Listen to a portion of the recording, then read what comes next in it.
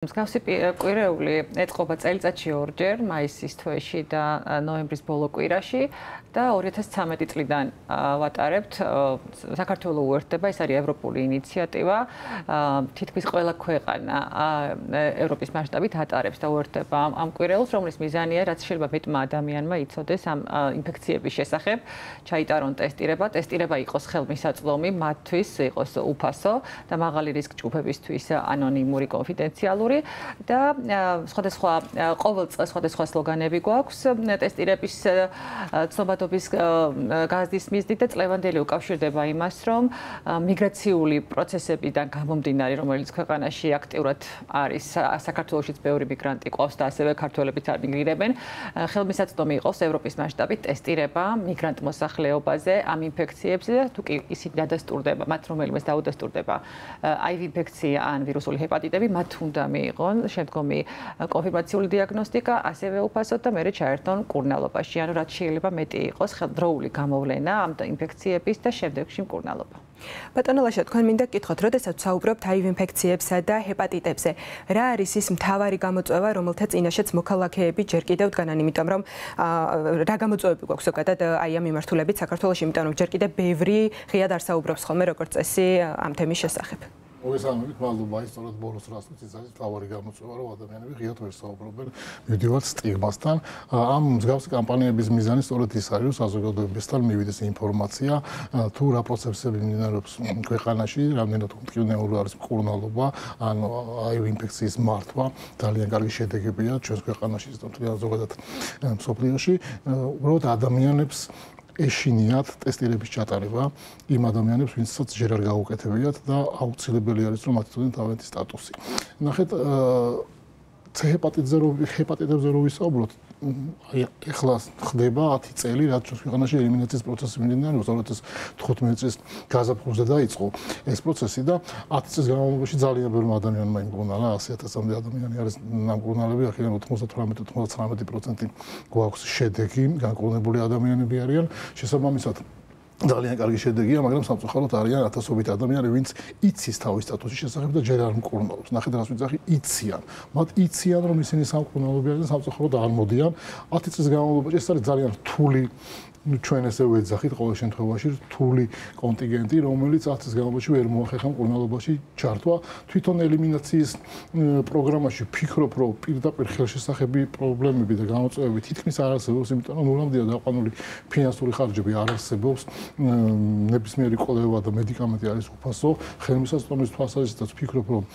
ყოველ შემთხვევაში სკრინინგი ყველგან არის შესაძლებელი, პირველად ჯანდაცვაში, ჩვენს ცენტრებშიც, მობილური ამბულატორიები ძალიან ხშირად, ისედაც არის ჩვენ ქუჩებში ხელმისაწვდომი და ამ კვირეულის ფარგლებში კიდე თბილისის და რეგიონების სხვადასხვა ქალაქებში იქნება ხელმისაწვდომი მოქალაქეებისთვის. მაგრამ სამწუხაროდ ადამიანები მაინც არ მიდიან და არიან ადამიანები, რომელსაც საერთოდ არ ჩაუტარებთ 10 წლის განმავლობაში სკრინინგიც კი. და რა ვიცი თუ ეხლა ვიტყვი ჰეპატიტზე, რომ სულ ახალი დაწყებულია ბოდიში ჰეპატიტის ელიმინაციის პროგრამა, რაც ვფიქრობ, რომ არც კი ვფიქრობდით თემი, რომ მსგავსი რამე ესემალე იქნებოდა ხელმისაწვდომი,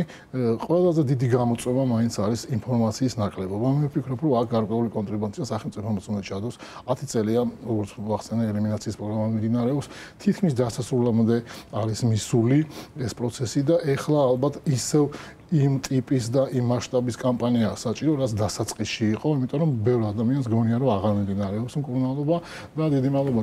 კიდევ თქვენ კიდევ ერთხელ, სწორედ აი ამ კამპანიის დროს ვახერხებთ ხოლმე სხვადასხვა ტელევიზიებში ამ თემის წამოწევას და თუ უფრო მეტი საუბარი იქნება, ძალიან მნიშვნელოვანია, იმიტომ რომ ჰეპატიტთან დაკავშირებით ძალიან ბევრმა ადამიანმა არ აქვს ინფორმაცია, სრულიად არ აქვს ინფორმაცია. ქმედით ნაბიჯებთან დაკავშირებით ოდნავ მოგვიანებით გკითხავთ, თუმცა იქამდე მინდა დავაზუსტოთ ცნობიერების დონე ახსენეთ და აი ამასთან მიმართებით,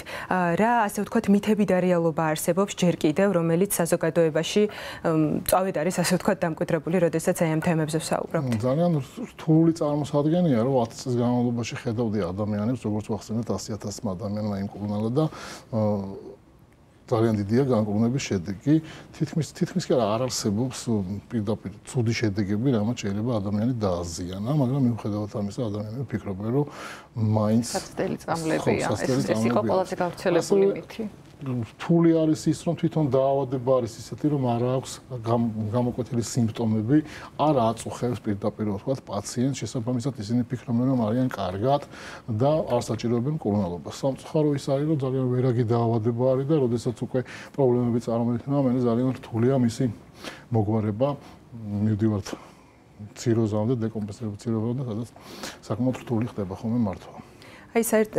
ვახსენეთ ასევე ქმედითი ნაბიჯები, ამასთან მიმართებით გკითხავთ, რა ქმედითი ნაბიჯები არის გადასადგმელი უფრო დეტალურად რომ ავხსნათ მაყურებელს და საერთაშორისო გამოცდილებასთან დაკავშირებითაც გკითხავთ აქვე, როგორია საერთაშორისო გამოცდილება ამ მიმართულებით, ესეც რომ პირველ რიგში ძლავრი საინფორმაციო კამპანია არის საჭირო ჰეპატიტების არსებული პროგრამების შესახებ ცნობადობის გასაზრდელად. C ჰეპატიტზე კიდევ ერთხელ არის დიდი კამპანია წამოსაწყები, რომ კიდევ ვინც არის დარჩენილი და მიღმა არის პროგრამის მიღმა მათ უნდა შეძლონ გაიგონ თავისი სტატუსი და ჩაერთონ მკურნალობაში და ასევე B ჰეპატიტთან დაკავშირებით რომ როგორც სკრინინგია უფასო ასევე კონფირმაციული დიაგნოსტიკა და მედიკამენტებიც უკვე არსებობს და ხელმისაწვდომია ეს არ იცის საზოგადოების გარკვეულმა ნაწილმა ამაზე საინფორმაციო კამპანიაა საჭირო. გარდა ამისა გამოსაყენებელია ის რესურსები რომელიც აქვს არასამთავრობო ორგანიზაციებს რომლებიც მუშაობენ თქო ზიანის შემცირების მიმართულებით ან სხვა პრევენციული დაავადებების მართვის კუთხით და მათი რესურსი არის საკმაოდ მნიშვნელოვანი რომ აი მოხდეს საზოგადოების ინფორმირება რადგანაც ეს ხალხი წვდება მნიშვნელოვანი რაოდენობით კონტინგენტს მაგალითად ზიანის შემცირების ქსელი მისი სერვის ცენტრების საშუალებით ქვეყნის მასშტაბით წელიწადში დაახლოებით 40,000-მდე ბენეფიციარს წვდება ასევე მათ უკან დგანან ოჯახები ეს არის მხოლოდ ეს პატარა ესე თქვა ქსელი, მაგრამ არსებობს კიდე სხვა ორგანიზაციები, რომელთა რესურსის გამოყენება შეიძლება და უფრო მეტი ახლო მუშაობაა საჭირო საზოგადოებასთან, როდესაც საზოგადოებრივი ჯანმრთელობის კუთხით ასეთ მნიშვნელოვან გამოწვევებზეა საუბარი. და ჩვენი საუბრის ბოლოს კითხავთ, საუბრისას თქვენ ახსენეთ, რომ 2013 წლიდან დაიწყო ეს ინიციატივა, აი ამ პერიოდის განმავლობაში რა შედეგი აჩვენა აი ამ ღონისძიებამ, რომ შევაჯამოთ მთელი ეს პერიოდი, როგორია უკავშირი მათ შორის ასევე რეგიონების მხრიდან ჩართულობაც. ყოველ კვირეული ვახსენეთ, ხო, კვირის განმავლობაში დაახლოებით 1000-მდე ადამიანს მიუწვდება ხელი სკრინინგზე, HIV ინფექციაზე და C ჰეპატიტზე, საკმაოდ დიდი მაჩვენებელია, მე ვგულისხმობ ზოგად პოპულაციას, რომელსაც ნაკლებად აქვს ჩვენი პროგრამებით სარგებლობის საშუალება, განსხვავებით მაღალი რისკის ჯგუფებისგან, რომელთანაც ჩვენ სტანდარტულად მუშაობთ, თუმცა ეს 1000 კაცი, რომელიც აი ამ